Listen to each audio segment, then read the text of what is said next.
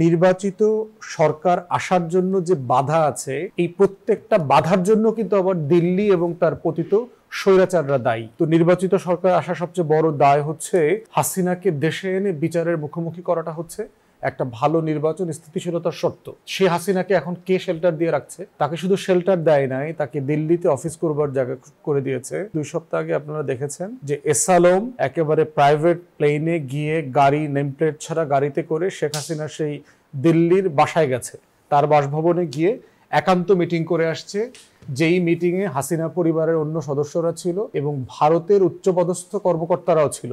যে কোনো অবদান এবং ব্যর্থতা দুটোর দায়ী হচ্ছে ওই সময়কার সরকারের। 2,500 কোটি টাকার গরম আমরা এখন দেখতে পাচ্ছি। রাজনৈতিক যারা নেতৃবৃন্দ আছে তারা তাদের কর্মসূচির ক্ষেত্রে বা ফ্যাসিবাদী শক্তি তাদের পেছনে আছে বা তাদের এখনো তাদেরকে ক্ষতিগ্রস্ত করতে পারে, সেই জায়গায় তারা সাবধানতার অভাব রয়েছে, নাকি সরকার আসলে তাদেরকে নিরাপত্তা দিতে পারলো না? আপনি কি মনে করছেন? যে কোনো অবদান এবং ব্যর্থতা দুটোর দায়ী হচ্ছে ওই সময়কার সরকারের। এটা হচ্ছে বটম লাইন। সেই সরকার গণ অভ্যুত্থানের সরকার হোক, ভোটের সরকার হোক, অনির্বাচিত সরকার হোক, যে কোনো সরকার হোক। অতএব দিন শেষে আজকে যা যা হচ্ছে তার যত অবদান, এই অবদানগুলো অন্তর্বর্তীকালীন সরকারের। আবার আজকে যা যা হচ্ছে যেগুলো কাম্য না, সেগুলোর ব্যর্থতাও সরকারের। এই ব্যাপারে কোনো সন্দেহ নাই। আপনি এই সরকারকে কোনটা বলবেন?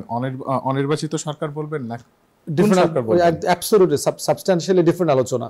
এই সরকারের স্ট্যাটাসে গেলে আপনি অন্যদিকে চলে যেতে হবে। আমি বিভিন্ন ইস্যুতে আসি। সমস্যাটা কোথায় দেখেন, ভারত এক শুরু থেকে বলে আসছে এই সরকার আসার পর থেকে যে নির্বাচিত সরকার না আসা পর্যন্ত দেশে স্থিতিশীলতা তৈরি হবে না এবং আমাদের সাথেও সম্পর্কটা তৈরি হবে না।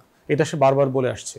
এবং কোন প্রেক্ষাপটে বলে আসছে যে সে এমন একটা দেশ 2007-8 111 ঘটাইছে, প্রণব মুখার্জি থেকে শুরু করে আমাদের সামরিক বেসামরিক আমলাতন্ত্র 111-এর কুশীলবরা মিলে একটা ইলেকশন ইঞ্জিনিয়ারিং করেছে এবং নির্বাচন ছাড়া একটা দলকে 16 বছর ক্ষমতা রেখেছে। সে আজকে গতকালকে থেকে বলবার চেষ্টা করতেছে নির্বাচিত সরকার ছাড়া এটা হবে না। এখন নির্বাচিত সরকার আসার জন্য যে বাধা আছে এই প্রত্যেকটা বাধার জন্য কিন্তু আবার দিল্লি এবং তার পতিত স্বৈরাচাররা দায়ী। দেখেন যে বলছে যে নির্বাচিত সরকার আসতে হবে, তো নির্বাচিত সরকার আসা সবচেয়ে বড় দায় হচ্ছে হাসিনাকে দেশে এনে বিচারের মুখোমুখি করাটা হচ্ছে একটা ভালো নির্বাচন স্থিতিশীলতার শর্ত। সে হাসিনাকে এখন কে শেল্টার দিয়ে রাখছে? তাকে শুধু শেল্টার দেয় নাই, তাকে দিল্লিতে অফিস করবার জায়গা করে দিয়েছে, কলকাতায় অফিস করতে দিচ্ছে। এবং সবচেয়ে আশঙ্কাজনক হচ্ছে 2 সপ্তাহ আগে আপনারা দেখেছেন যে এসালম একেবারে প্রাইভেট প্লেনে গিয়ে গাড়ি নেমপ্লেট ছাড়া গাড়িতে করে শেখ হাসিনা সেই দিল্লির বাসায় গেছে, তার বাসভবনে গিয়ে একান্ত মিটিং করে আসছে, যেই মিটিংয়ে হাসিনা পরিবারের অন্য সদস্যরা ছিল এবং ভারতের উচ্চপদস্থ কর্মকর্তারাও ছিল এবং আমি প্রিটি শিওর যে ওখানে গোয়েন্দা সংস্থার লোকজনরাও ছিল। তো সেই মিটিংয়ে টাকা পয়সার লেনদেন হয়েছে, 4,000 টাকার আলোচনা আসছে, 2,500 কোটি টাকা দিয়ে দিয়েছে। আর বাই দ্য ওয়ে এসালম কিন্তু বাংলাদেশে কোনোদিন ব্যবসা করে নাই, তার কিন্তু কোনো প্রোডাক্ট নাই। যেমন বেক্সিমকোকে আমরা যখন গালি দেই, বেক্সিমকো কিন্তু আবার কন্ট্রিবিউশন আছে দেশের ইকোনমিতে। বাংলাদেশে তো অলিগার্ক আছে, ইউনাইটেড বলেন, ফ্রেশ বলেন, মেঘনা বলেন, এই আওয়ামী অলিগার্কদের কিন্তু আপনার অর্থনীতিতে অবদান আছে। এসালম এমন একটা অলিগার্ক যার বাংলাদেশের অর্থনীতিতে 2 আনার কোনো অবদান নাই দখল করা ছাড়া। সে শুধু ব্যাংক দখল করেছে এবং শেখ পরিবারের সাহায্যেই করেছে, ফাইন্যান্সিয়াল ইন্ডাস্ট্রি দখল করেছে, ম্যানিপুলেট করেছে। এবং সেই 2,500 কোটি টাকার গরম আমরা এখন দেখতে পাচ্ছি। কিভাবে দেখতে পাচ্ছি?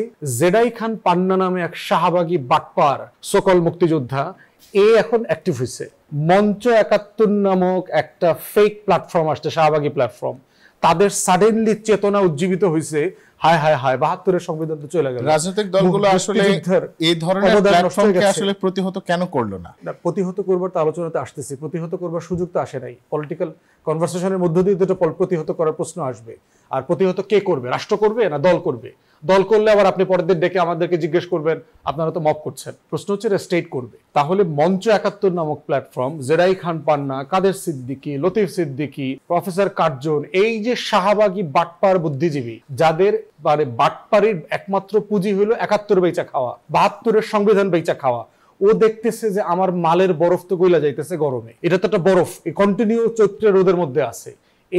এই বাটপারির পুঁজি শেষ হয়ে গেলে ওর তো আর ভ্যালু থাকে না। সেই জায়গাতে দেখেন এই জায়গাগুলো অ্যাক্টিভ হয়েছে এবং টাকার গরম দেখেন, আওয়ামী মিছিল, ঝটিকা মিছিল এখানে সেখানে।